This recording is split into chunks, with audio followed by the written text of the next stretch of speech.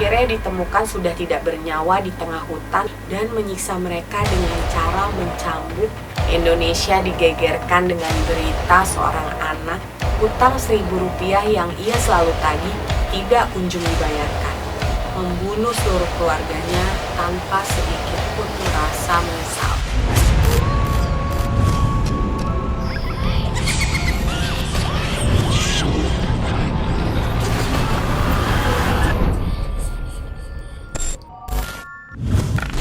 Halo, selamat datang lagi di Cerita Ara. Kali ini aku akan menceritakan tentang anak-anak pembunuh berantai terkejam sepanjang masa. Yang pertama adalah Eric Smith. Eric Smith ini terlahir di keluarga bahagia. Jadi dia disebut-sebut sebagai seorang anak yang menyenangkan dan lucu. Namun perilakunya sedikit demi sedikit berubah seiring bertambahnya umur. Eric ini didiagnosa mengidap penyakit intermittent explosive disorder atau penyakit mental yang membuat orang bertingkah kasar dan kejam. Eric lebih dikenal sebagai seorang bully di sekolahnya, dan saat umurnya menginjak 10 tahun, dia sempat disekap oleh pihak berwajib karena hampir membunuh teman sebangkunya dengan menggunakan pensil. Beberapa bulan kemudian, Eric bebas setelah mendapat jaminan dari orang tua. Sayangnya, peristiwa ini menjadi awal dari hilangnya bocah berumur 4 tahun bernama Derek Robbie. Derek akhirnya ditemukan sudah tidak bernyawa di tengah hutan dengan luka benturan benda tumpul di kepala, memar pada leher, dan satu batang kayu yang menusuk anusnya. Seminggu setelah ditemukannya jasad anak palang itu, Eric mengaku pada keluarganya bahwa ia yang membawa Derek ke hutan dan menyiksanya hingga tewas. Kini Eric mendekap di tahanan remaja New York State atas pidana pembunuhan dan penyiksaan anak di bawah umur. Yang kedua adalah Mary Bell. Kasus tewasnya anak-anak di tangan seorang gadis kecil bernama Mary Bell merupakan salah satu kasus pembunuhan paling terkenal di Amerika Serikat, bahkan dunia. Mary Bell ini terlahir dari seorang pekerja seks komersial berumur 17 tahun. Mary Bell tidak pernah merasakan bagaimana rasa kasih sayang seorang ibu. Malahan ia sering diajak bepergian oleh ibunya untuk menemui klien, bermabuk-mabuk bersama, dan dipaksa untuk menelan beberapa pil narkoba. Para pakar psikologi dunia menilai perilaku Mary Bell ini sangat kasar dan tidak berperi kemanusiaan karena mungkin pengaruh buruk dari ibunya. Sebelum menginjak umur 11 tahun, Mary sudah membunuh 2 orang anak, yang satu berumur 4 tahun dan satu lagi berumur 3 tahun. Kedua anak tersebut dicekik sampai tewas. Mary bahkan kembali untuk memutilasi genital korban keduanya. Dan ia mengikir huruf M pada perut korbannya dengan bangga. Mary sempat menghuni rumah tahanan, dan dia dibebaskan pada tahun 1980. Belum jelas alasan dibalik pembebasan Mary. Beberapa rumor mengatakan bahwa sang ibu mengenal tokoh otoriter kelas kakap, sehingga anaknya bebas dan mendapat jaminan perlindungan anak. Yang ketiga adalah Jesse Pomeroy. Pembunuh berantai di bawah umur berikutnya merenggut lebih dari 20 nyawa sepanjang hidupnya. Saat masih usia 9 tahun, Jesse sering mengundang banyak anak laki-laki ke dalam hutan dan menyiksanya hingga tewas. Selain itu, dia juga dituduh menyekap 7 anak-anak di dalam sebuah gudang dan menyiksa mereka dengan cara mencambuk, menyilet kulit korban, dan menguliti kuku-kuku mereka. Kejahatan tersebut sayangnya tidak bisa dibuktikan polisi, walaupun seluruh orang tua para korban yakin Jesse yang melakukan dan terakhir kali menemui anak mereka. Jesse akhirnya berhasil masuk penjara berkat bantuan sebilah pisau yang ia tidak sengaja tinggalkan di TKP. Dan ditemukan mayat anak gadis berusia 10 tahun bernama Mary Curran dan seorang anak balita yang tidak dikenal di sebuah gudang dekat rumahnya. Jasad anak yang tidak dikenal tersebut ditemukan terpotong-potong tanpa kepala. Para polisi juga menemukan 12 jasad lainnya di rumah Jesse. Semuanya sudah membusuk, terkubur di halaman belakang. Saat polisi mewawancara Jesse mengaku sudah membunuh 27 anak Boston. Berkat perilaku jahanamnya ini, Jesse mendapat julukan The Boston Boyfriend, atau yang berarti bocah iblis Boston. Yang keempat adalah pembunuh anonim Bekasi.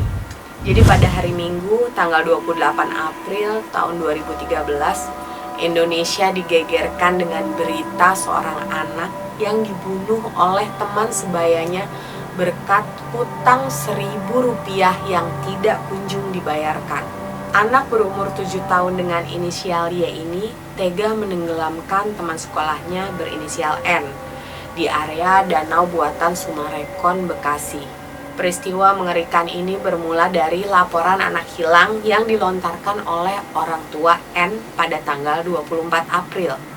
Jasad N ditemukan mengapung di danau buatan tersebut oleh warga lokal yang sedang mencari ikan. Bersama sekelompok polisi, jasad korban yang sudah teridentifikasi diantarkan ke rumahnya di Rawabugel, Harapan Mulia, Medan Satria. Awalnya masyarakat tidak mencurigai adanya tindakan pembunuhan di balik meninggalnya si N ini. Namun, hasil visum membuktikan sebaliknya. N mengalami kekerasan sebelum tenggelam, terbukti dengan luka memar dalam mulut dan lehernya. Setelah diselidiki, polisi berhasil membuktikan teman sebaya N yang berinisial Y ini yang membunuh temannya dengan keji. Keterangan yang diberikan Y menerangkan bahwa ia sangat kesal. Hutang Rp1.000 yang ia selalu tagih tidak kunjung dibayarkan. Yang kelima adalah Jordan Brown. Pada 20 Februari 2009, seorang pembunuh berantai anak-anak di Pennsylvania membunuh ibu tirinya yang sedang mengandung dengan menggunakan senjata api. Jordan Brown yang pada saat itu berumur 11 tahun menembakkan peluru tepat di belakang kepala ibunya yang saat itu sedang tidur terlelap. Saudara-saudara Jordan yang mendengar suara tembakan dari luar kamar sampai tidak berani meninggalkan tempat tidur. Mereka menunggu sampai pagi tiba, dan Jordan meninggalkan rumah untuk pergi sekolah. Betapa terkejutnya kedua saudara Jordan ketika menemukan kepala ibu mereka yang sudah hancur menghiasi dinding di kamarnya. Akhirnya mereka berhasil melaporkan Jordan atas tuduhan pembunuhan. Polisi yang berhasil menahan Jordan saat pulang sekolah memvonis Jordan minimal 15 tahun penjara atas pembunuhan tingkat 1 di Amerika Serikat. Saat diinterogasi, Jordan mengaku mendapatkan senapan angin berbahaya tersebut dari lemari berburu ayahnya.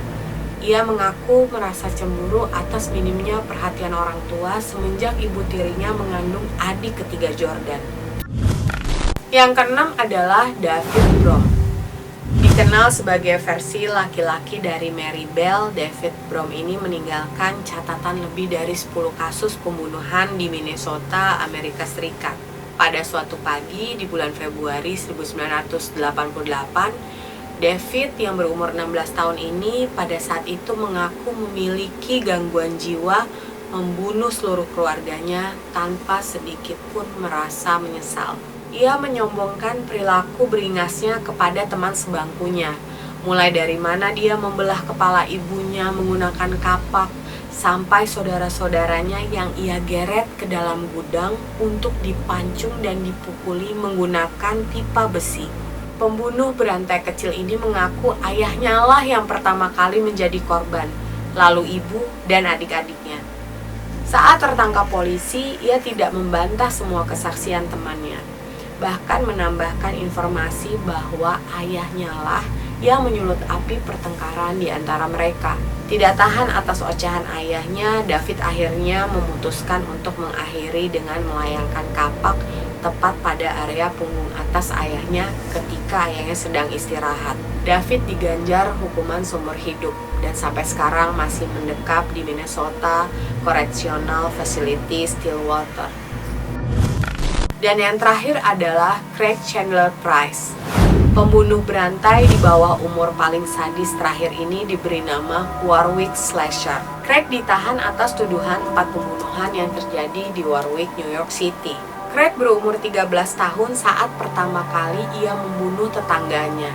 Tetangganya ini seorang wanita berumur 27 tahun dan dia membunuh dengan pisau.